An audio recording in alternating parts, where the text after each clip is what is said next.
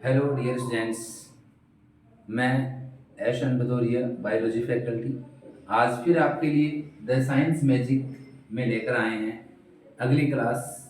इससे पहले वाली जो क्लास थी उसके अंदर हम डिस्कस कर चुके हैं स्ट्रक्चर ऑफ पोलन ग्रेन या स्ट्रक्चर ऑफ माइक्रोस्पोर, यानी पादपों में जो मेल गैमीट होता है, नर युग्मक जो होता है, उसकी संरचना की बात कर चुके हैं अपन। उसमें सामान्यतः जो दो एनवेलप या आवरण पाए जाते हैं, एक्साइन तथा एंटाइन, उनकी चर्चा कर चुके। साथ ही पोलन किट क्या है वो हम डिस्कस कर चुके हैं। आज हम अगली जो क्लास है, आज की जो क्लास है, उसमें हम बात करेंगे structure and development of male gametophyte, नर युग्मकोद्भिद की संरचना और परिवर्तन। अब नर युग्मकोद्भिद बात आती है मेल गैमेटोफाइट, तो पहले ये देख लेते हैं कि मेल गैमेटोफाइट है क्या चीज। मेल गैमेटोफाइट होता क्या है, नर युग्मकोद्भिद क्या होता है। ठीक है, नर युग्मकोद्भिद की जो प्रथम कोशिका मानी गई है, इसकी जो प्रथम कोशिका मानी गई है, प्रथम कोशिका वो मानी गई है लघु बीजाणु। प्रथम कोशिका किसको माना गया है, लघु बीजाणु को माना गया है, या यूं कह दे कि परागकण होता है। इसकी प्रथम कोशिका कौन होता है भाई, पोलन ग्रेन होता है। मेल गैमेटोफाइट की फर्स्ट सेल किसको माना गया है, पोलन ग्रेन या माइक्रोस्पोर को माना गया है। अब बात करें कि ये क्या चीज है, मेल गैमेटोफाइट क्या चीज है। तो मेल गैमेटोफाइट संबंधित किससे होगी, पोलन ग्रेन से। ठीक है, यानी हम कहें कि अगुणित अगुणित लघु बीजाणु, अगुणित लघु बीजाणु तथा नर युग्मकों युक्त, नर युग्मकों, नर नर केंद्र को युक्त, देखना यहां थोड़ा सा, नर युग्मक केंद्र को, नर युग्मक केंद्र को युक्त, केंद्र को युक्त जो अंकुरित परागकण होता है, अंकुरित परागकण, परागकण उसे हम क्या बोलते हैं, अंकुरित परागकण को क्या बोलते हैं, मेल गैमेटोफाइट बोलते हैं। अगर हम जनरली इसको देखें तो इस प्रकार से देख सकते हैं अपन, जैसे मान लो ये अंदर वाली कौन सी लेयर बना बताई थी आपको, एंटाइन, और ये इसकी पोलन ट्यूब, ये इसकी आउटर लेयर बताई थी एक्साइन। ठीक है, और इसमें ये नर युग्मक केंद्रक हो गए दो, एक नलिका केंद्रक हो गया। ठीक है, तो ये इसमें पोलन ट्यूब भी बन चुकी है, पोलन ट्यूब। ठीक है, यानी पराग नलिका तथा नर युग्मक केंद्र को, नर युग, इसमें दो तो क्या होते हैं, नर युग्मक केंद्रक होते हैं, नर युग्मक केंद्रक होते हैं, और एक क्या होता है, एक होता है इसमें नलिका केंद्रक, नलिका केंद्रक। तो हम इसकी कंप्लीट डेफिनेशन दे सकते हैं, इसको हम क्या बोल रहे हैं, मेल गैमेटोफाइट। इसको हम कंप्लीटली बता सकते हैं कि अगुणित लघु बीजाणु जिसमें क्या बन चुकी है, पराग नलिका, पोलन ट्यूब बन चुकी है, यानी यहां लिखते हैं अपन कि पोलन ट्यूब, पोलन ट्यूब पराग नलिका तथा नर युग्मक केंद्र को युक्त जो अंकुरित परागकण होता है, उस अंकुरित परागकण को हम क्या बोलते हैं, मेल गैमेटोफाइट बोलते हैं। तो my dear students, male gametophyte आपके दिमाग में ये इमेज बन जानी चाहिए। जब पूछे कि मेल गैमेटोफाइट क्या है तो आप तुरंत बता दें कि जो हैप्लॉइड माइक्रोस्पोर होता है उसमें पोलन ट्यूब बन चुकी है, और ये क्या है, इसमें नर युग्मक केंद्रक है और नलिका केंद्रक है। तो ये जो स्ट्रक्चर होती है इसको मेल गैमेटोफाइट कहते हैं। आज जो हम इसके बारे में बात करेंगे, मतलब इसका स्ट्रक्चर, इसकी संरचना और इसका परिवर्तन, डेवलपमेंट कैसे होता है, वो आज हम इसी के बारे में डिस्कस करेंगे आज की क्लास के अंदर। तो सबसे पहले देखो, नर युग्मक, नर युग्मकोद्भिद, इसका जो परिवर्धन होता है वो 2 स्टेप्स के अंदर होता है। कितने स्टेप्स के अंदर होता है भाई? 2 स्टेप्स के अंदर होता है। यानी नर युग्मकोद्भिद का जो विकास है, डेवलपमेंट होता है, डेवलपमेंट, ठीक है, वो 2 स्टेप्स में कंप्लीट होता है, 2 स्टेप्स में कंप्लीट होता है। इसके अगर हम फर्स्ट स्टेप देखें, इसका अगर फर्स्ट स्टेप देखें, फर्स्ट स्टेप फर्स्ट, अब सुनना, स्टेप फर्स्ट, पहली बात तो ध्यान रखना है कि स्टेप फर्स्ट या प्रथम चरण, ठीक है, इसके 2 चरण बताए हैं। पहला जो चरण है, प्रथम चरण, ये कब संपन्न होता है? तो यह जो चरण है, स्टेप है, ये परागण क्रिया, पोलिनेशन, परागण क्रिया से पहले, परागण क्रिया से पहले संपन्न होता है। यानी परागण क्रिया से पहले संपन्न होगा। परागण क्रिया का मतलब, इसका मतलब ये हो गया कि जब मान लो ये पराग कोश वाला पार्ट बताया था आपको, ध्यान हो तो, ठीक है, तो इस पराग कोश में, इस एंथर में जो माइक्रोस्पोरेंजियम होती है, इसकी अगर हम टीएस देख रहे थे, ठीक है, इस प्रकार से जो टीएस देखी थी हमने, इस प्रकार से टीएस देखी थी, ठीक है, ये माइक्रोस्पोरेंजियम, इस माइक्रोस्पोरेंजियम के अंदर, परागकोश के अंदर यह फर्स्ट स्टेप कंप्लीट होती है। यानी परागण क्रिया से पहले प्रथम चरण संपन्न होता है। इस चरण के दौरान क्या होता है तो सुनो, इस चरण के दौरान सामान्यतः जो परागकण होता है, परागकण, जैसे मान लो ये परागकण है, ठीक है, ये परागकण है, ये इसका केंद्रक हो गया, ये इसका प्रोटोप्लाज्म हो गया, ये इसकी क्या हो गई, इंटाइन, और ये बाहर वाली क्या बना दी मैंने, ये बना दी मैंने इसकी एग्जाइल, ठीक है। यानी ये क्या बनाया मैंने, एक माइक्रोस्पोर बना दिया, पोलन ग्रेन बना दिया, ठीक है। ये पोलन ग्रेन कहां पर है भाई? ये है माइक्रोस्पोरेंजियम में, लघु बीजाणुधानी के अंदर है, ठीक है। अब सबसे पहले क्या होता है, लघु बीजाणुधानी के अंदर इस परागकण के आकार तथा आयतन में वृद्धि होती है। सबसे पहले क्या होता है, इस परागकण के आकार तथा आयतन में वृद्धि होती है। ये इसके आकार तथा आयतन में वृद्धि दर्शा दी,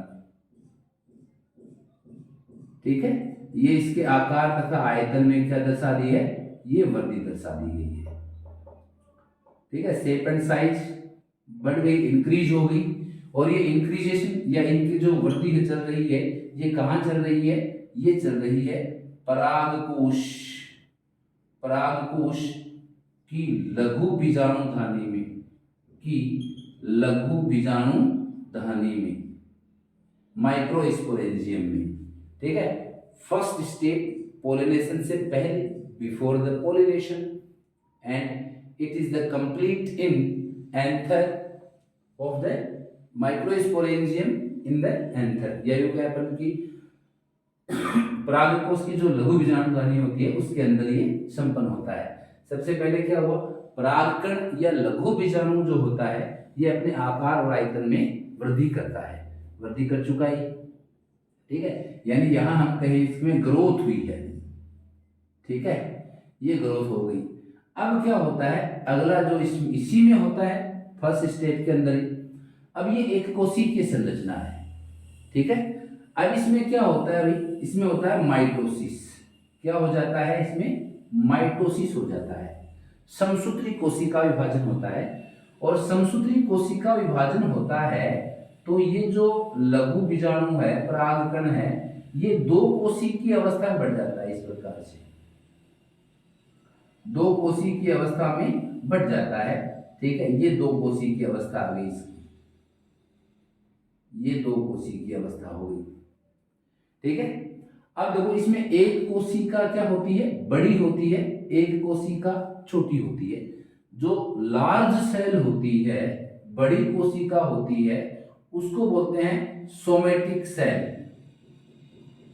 सोमेटिक सेल कायिक कोशिका, और जो छोटी वाली होती है जो साइज में स्मॉल सेल होती है उसको बोलते हैं जर्म सेल। क्या बोलते हैं उसको? Germ cell. यानी माइटोसिस द्वारा लघु बीजाणु दो कोशी की अवस्था में चला गया। ठीक है भाई, सबसे पहले तो लघु बीजाणु थाली के अंदर था, लघु बीजाणु या परागकण। ठीक है, इसने पोषण प्राप्त किया, अपने आकार में वृद्धि की, और आकार में वृद्धि करने के बाद इसमें कौन सा विभाजन हुआ? माइटोसिस हो गया। और माइटोसिस हो गया तो यहाँ एक सेल यानी यूनिसेल्युलर स्ट्रक्चर थी, माइक्रोस्पोर।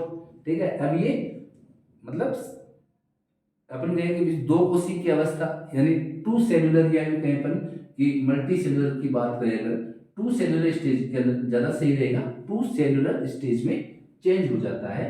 इसमें जो लार्ज सेल होती है वो सोमेटिक सेल, और जो स्मॉल सेल होती है वो जर्म सेल बनती है। अब देखो, जो लार्ज सेल होती है सोमेटिक सेल, उसमें न्यूक्लियस का जो साइज है वो भी बड़ा है।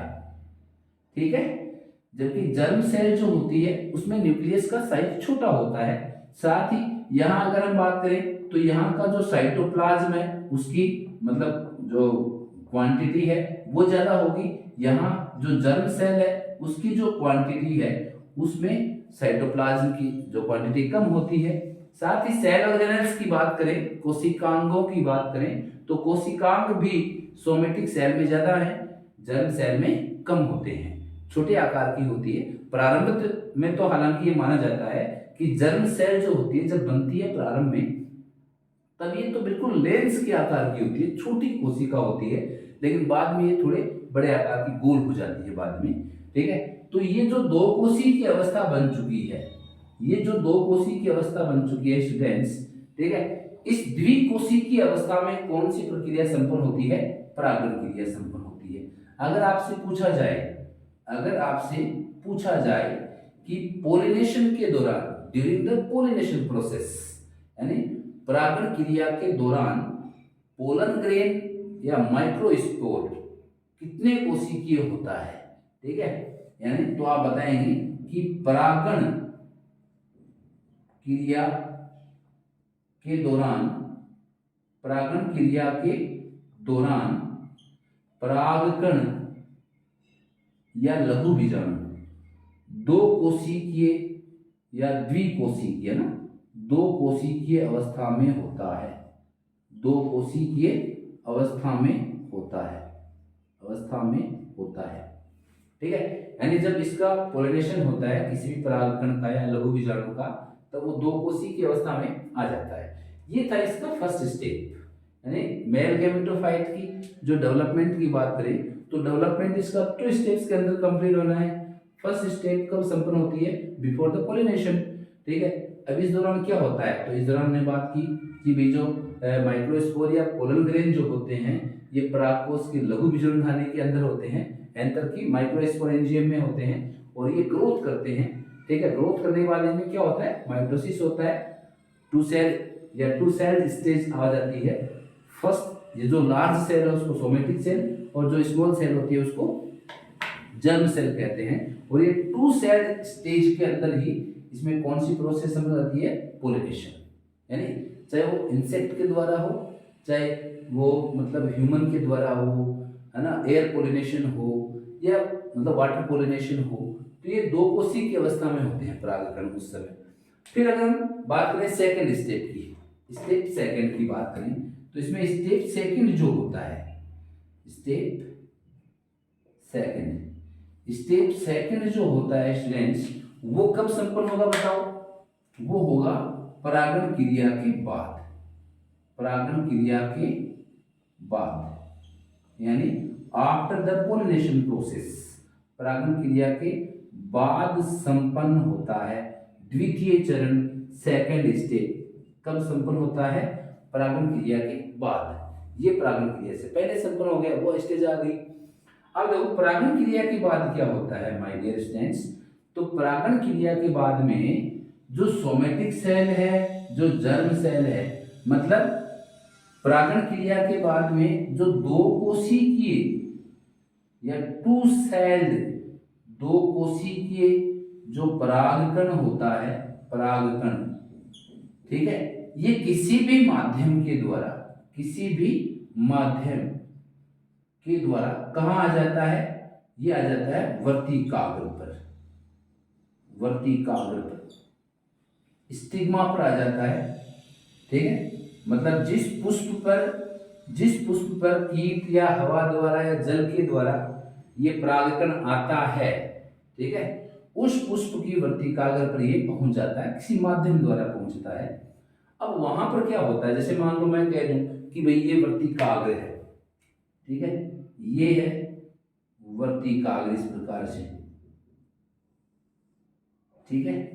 अब ये वर्तिकाग्र जो है, इस वर्तिकाग्र पर क्या आ गया, इस वर्तिकाग्र पर ये परागकण आ गया, ठीक है, ये परागकण आ गया, है ना। अब ये क्या करता है, परागकण यहां पर, ये परागकण देखो वर्तिकाग्र पर परागकण जो आते हैं परागण क्रिया द्वारा, ये सामान्यतः सेम स्पीसीज के होते हैं, ठीक है, तभी इनका जर्मिनेशन हो पाता है, अन्यथा जर्मिनेशन नहीं हो पाता है। यानी स्टिग्मा वाले पार्ट पर जो भी न्यूट्रिएंट मटेरियल्स होते हैं, पोषक पदार्थ होते हैं, वे पोषक पदार्थ अगर सेम स्पीसीज का परागकण आता है तभी उसको अवेलेबल होंगे, प्रोवाइड होंगे, अन्यथा नहीं होंगे। यानी दूसरे, अगर मान लो मैं कह दूं कि सूरजमुखी का पुष्प है और उस पर मेरीगोल्ड का परागकण आगे गिर गया तो वो अंकुरित नहीं होगा। अगर हम सनफ्लावर की बात कर रहे हैं, सनफ्लावर पर सनफ्लावर का परागकण ही आकर गिरेगा तो वो जर्मिनेट होगा, अंकुरित होगा, यानी सेम स्पीसीज होना जरूरी है, ठीक है। अगर हम इसको अंकुरित करना चाहें अगर, तो फिर तो मतलब क्या हो जाता है, हाइब्रिडाइजेशन हो जाता है, फिर तो उस कंडीशन में तो यहाँ हाइब्रिडाइजेशन नहीं चल रहा है, यहाँ नेचुरल प्रोसेस है उसकी चर्चा चल रही है, ठीक है। और देखो नेक्स्ट क्या क्या होता है इसके अंदर, नेक्स्ट सामान्यतः जैसे ये आता है तो ये क्या करता है, वर्तिकाग्र से पोषण लेता है, क्या लेगा ये, वर्तिकाग्र से पोषण प्राप्त करता है, ठीक है। और पोषण प्राप्त करता है इसमें, तो इसकी जो सोमेटिक सेल होती है, अब ध्यान से सुनना, अब क्या होता है, इसकी जो सोमेटिक सेल होती है ना, सोमेटिक सेल कायिक कोशिका, इसका प्रमुख कार्य क्या क्या क्या होता है, तो ध्यान रखना कि जब ये सोमेटिक सेल, जब मतलब ये परागकण यहाँ पोषण प्राप्त करेगा, अपना आकार बढ़ाएगा, अंकुरित होगा, उस समय क्या होता है, तो उस समय सोमेटिक सेल जो होती है, सोमेटिक सेल, ठीक है, ये सोमेटिक सेल जो होती है ये बाहर की तरफ एक अतिवृद्धि के रूप में किसका निर्माण करती है, बाहर की तरफ एक अतिवृद्धि के रूप में, यानी सोमेटिक सेल ही क्या करती है, ये सोमेटिक सेल बाहर की ओर एक अतिवृद्धि के रूप में पोलन ट्यूब का निर्माण करती है, ठीक है।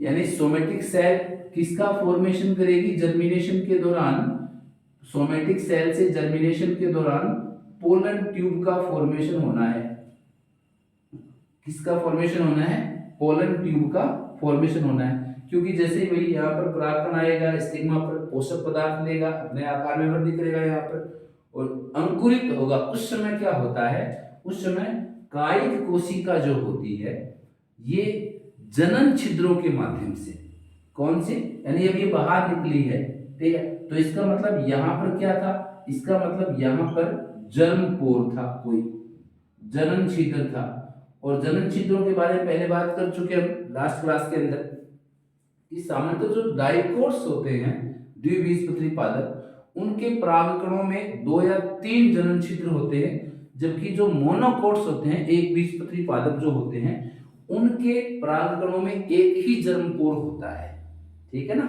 तो ये इस जर्मपोर के माध्यम से सोमेटिक सेल जो होती है ये पोलन ट्यूब का, यानी एक अतिवृद्धि, पोषक पदार्थ मिल गए अब इसको, ठीक है, तो अतिवृद्धि के रूप में बाहर निकलती है, ठीक है। यानी यहां से हम बात करें कि जो पोलन ट्यूब बनती है, ये पोलन ट्यूब क्या करेगी, स्टिग्मा को भेदती हुई बाहर निकल जाती है, स्टिग्मा को भेद कर बाहर निकल जाती है, और कहां जाएगी, इस स्टाइल से होती हुई, इस स्टाइल से होती हुई कहां जाएगी, इसके अंडाशय वाले भाग में, यानी बीजांड में प्रवेश करती है, इसके स्टाइल से होती हुई। जैसे मान लो मैं यहाँ कह दूं, ठीक है, ये फूला हुआ भाग हो गया इसका, ठीक है ना। अब ये इसका मान लो फूला भाग है, यहाँ पर क्या है, अंडाशय, इसके अंदर ये बीजांड है मान लो, ठीक है। ये क्या है इसके अंदर मान लो ये बीजांड है, मान लो कोई भी स्ट्रक्चर बना लेते हैं, जैसे ये मान लो इसके अंदर बीजांड बन गया इस प्रकार से, ठीक है।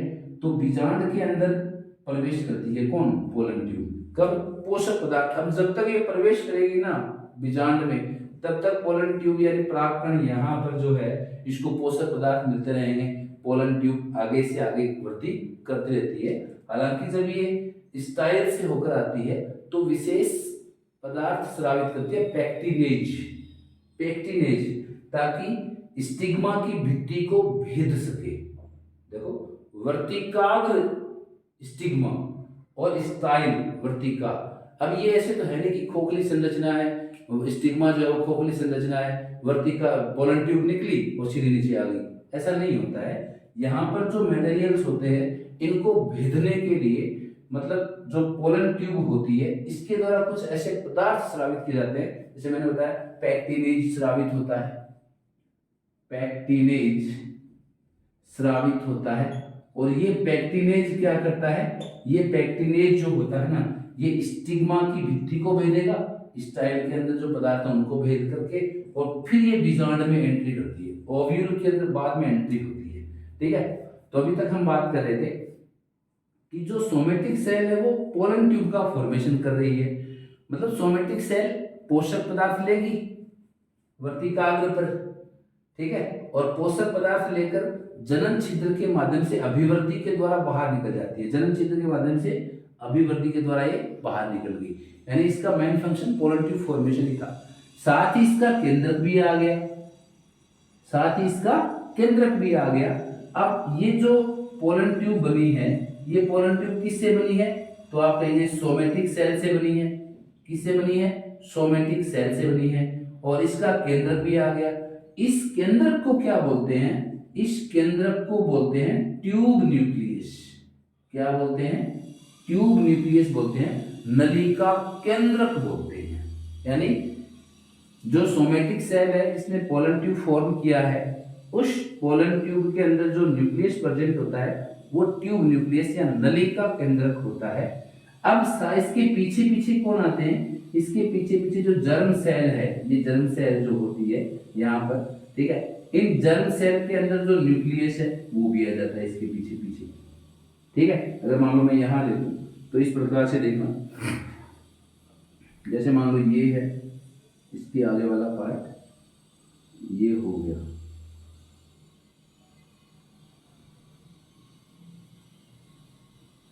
ये इस प्रकार से पोलन ट्यूब बन गई, ठीक है।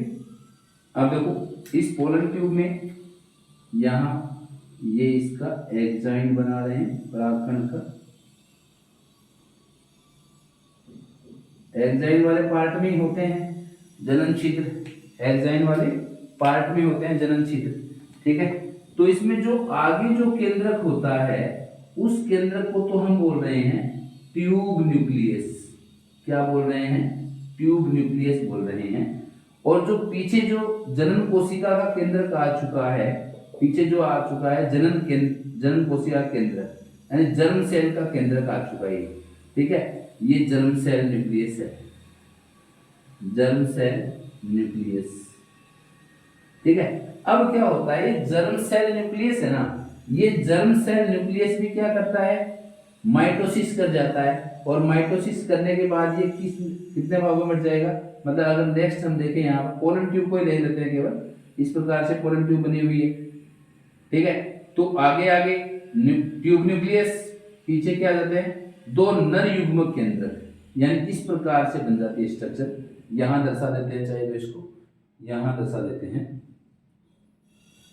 ठीक है। ये ध्यान रखना है कि जर्म सेल का न्यूक्लियस जो होता है वो माइटोसिस करता है, जनन कोशिका के अंदर क्या करता है, माइटोसिस, और माइटोसिस करके क्या बनाता है, वो दो मेल नर युग्मक केंद्रक, मेल गैमीट न्यूक्लियस बनाता है, मेल गैमीट न्यूक्लियस बनाता है, नर युग्मक केंद्रक बना लेता है वो, ठीक है।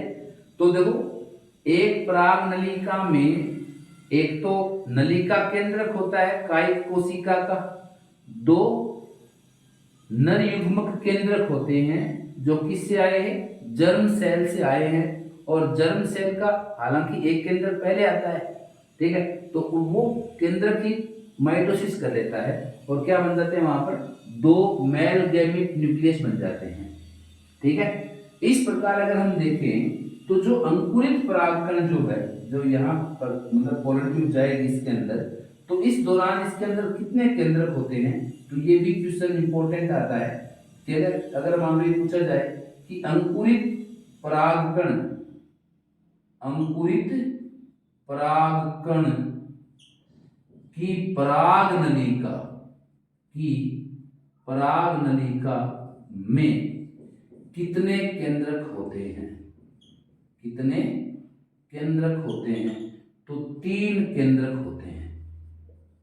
कितने केंद्रक होते हैं भाई, 3 केंद्रक होते हैं। 3 केंद्रक कौन कौन से हैं, ठीक है, एक तो होता है नलिका केंद्रक, एक तो होता है नलिका केंद्रक, और 2 होते हैं नर युग्मक केंद्रक।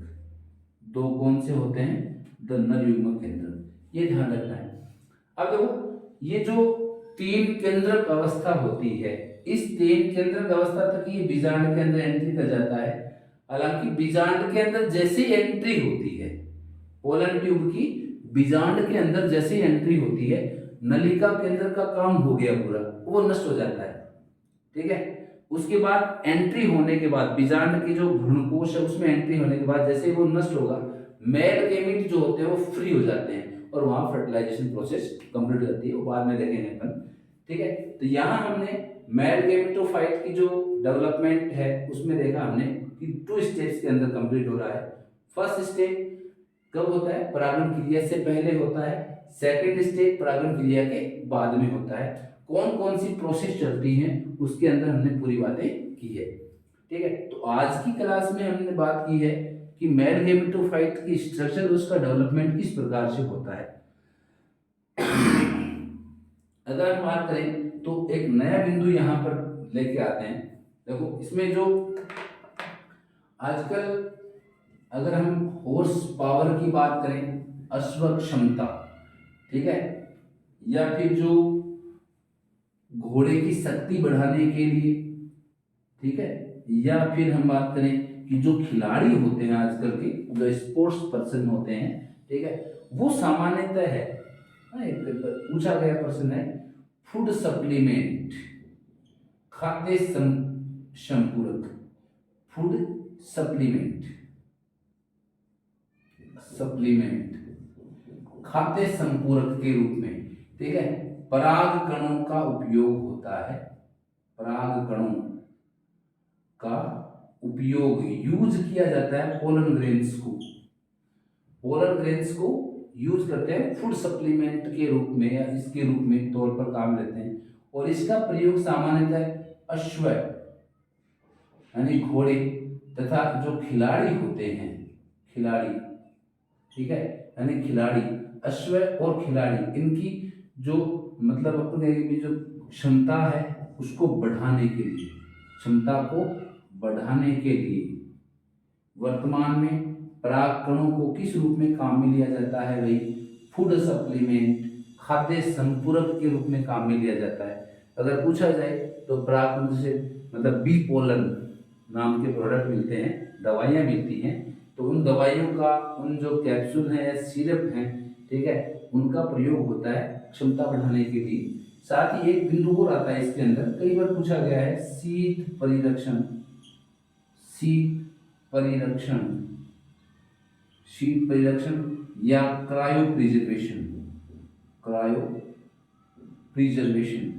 अब ये शीत परिरक्षण या क्रायो प्रिजर्वेशन का मतलब क्या होता है, तो इसका अर्थ होता है कि अगर हम किसी जीव के जनन द्रव्य को, यानी किसी जीव के जनन द्रव्य, जनन द्रव्य, अब जनन द्रव्य में से कुछ आ गया, शुक्राणु आ गए, अंडाणु आ गए, परागकण आ गए, बीज आ गया, ठीक है, यानी किसी भी जीव के जनन द्रव्य को द्रव्य नाइट्रोजन में, द्रव्य नाइट्रोजन में, द्रव्य नाइट्रोजन में अगर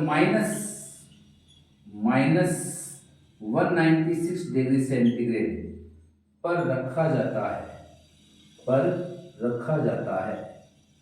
ठीक है, तो उस प्रोसेस को क्या बोलते हैं? शीत परिरक्षण बोलते हैं, क्रायो प्रिजर्वेशन बोलते हैं। ठीक है फ्रेंड्स, तो फूड सप्लीमेंट के रूप में भी वर्तमान में मतलब जो पोलन ग्रेन्स हैं उनसे बनी हुई जो मेडिसिन है, औषधियाँ, उनका उपयोग किया जाता है। साथ ही अगर हम बात करें कि क्रायोप्रिजर्वेशन क्या, एक प्रश्न पूछा जाता है, कई बार पूछा गया प्रश्न है, तो किसी भी जीव के जन्म द्रव्य को, जर्म प्लाज्म को लिक्विड नाइट्रोजन में और -196 डिग्री सेंटीग्रेड टेम्परेचर पर रखा जाता है। इन फ्यूचर उसको काम में लिया जाता है ना। वर्तमान में अगर हम बायोडाइवर्सिटी की बात करें तो कुछ स्पीशीज ऐसी है, प्लांट स्पीशीज हैं, एनिमल स्पीशीज हैं, जो मतलब विलुप्ति के कगार पर है या जो लुप्त हो जाएंगी इन फ्यूचर, आने वाले भविष्य में, आने वाले वर्षों में। तो उनको हम बचाएं कैसे, संरक्षित करें? उसको संरक्षित करने के लिए भी हमें मतलब क्रायोप्रिजर्वेशन जो मेथड है इसको यूज में लिया जाता है। तो ठीक है डियर स्टूडेंट्स, आज की क्लास में इतना ही। देखते हैं कल अगली जो क्लास होगी इसके अंदर सामान्यतः एनसीईआरटी बेसिस जो बातें थी, मेल जो रिप्रोडक्टिव ऑर्गन्स होता है फ्लावर का, नर जननम एंड्रोइशियम, उसके अंदर मतलब किस प्रकार की स्ट्रक्चर थी, और मैन जो संरचना थी इसमें पोलन ग्रेन, नर युग्मक या परागकण, माइक्रोस्पोर, लघु बीजाणु, उसके बारे में, उसका डेवलपमेंट कैसे हुआ, वो सब था। इससे आगे की जो क्लास है उसमें हम लेकर आएंगे मादा युग्मकोद्भिद, स्त्री केशर या पिस्टिल या गाइनोइसियम, जायांग, उसकी स्ट्रक्चर देखेंगे कि जायांग कौन कौन से पार्ट से बना होता है, गाइनोइसियम, और सामान्यतः जो उस जायांग के अंदर कौन कौन से पार्ट हैं उसमें डेवलपमेंट कैसे होता है। ठीक है, यानी बीजांड कैसे बनता है, तो वो सब देखेंगे। उसका जो मतलब प्रथम कोशिका उसका बीजांड है, ओव्यूल, और उसके अंदर जो भ्रूणकोश है वो क्या होता है। यहाँ जो क्वेश्चन पूछे जा सकते थे वो सब हमने इनमें चर्चा की है। ठीक है, नेक्स्ट क्लासेस के अंदर भी आप सभी को कंपटीशन से संबंधित और विशेषतः 12वीं जो बोर्ड एग्जाम्स है, 12th बोर्ड एग्जाम्स, ठीक है, उनसे रिलेटेड यहाँ पर आपको मैटर दिया जाएगा। ठीक है, ओके, तो आप इस चैनल को like, subscribe, share and comment करते रहें और हमें बताएं, हमें मोटिवेट करें कि इसमें और क्या इम्प्रूवमेंट किया जाए। ठीक है, क्योंकि हम आपके लिए मेहनत कर रहे हैं, आप साथ ही हमारे साथ कोऑपरेट बना के रखें और ज़्यादा से ज़्यादा शेयर एंड सब्सक्राइब करें इस। ओके।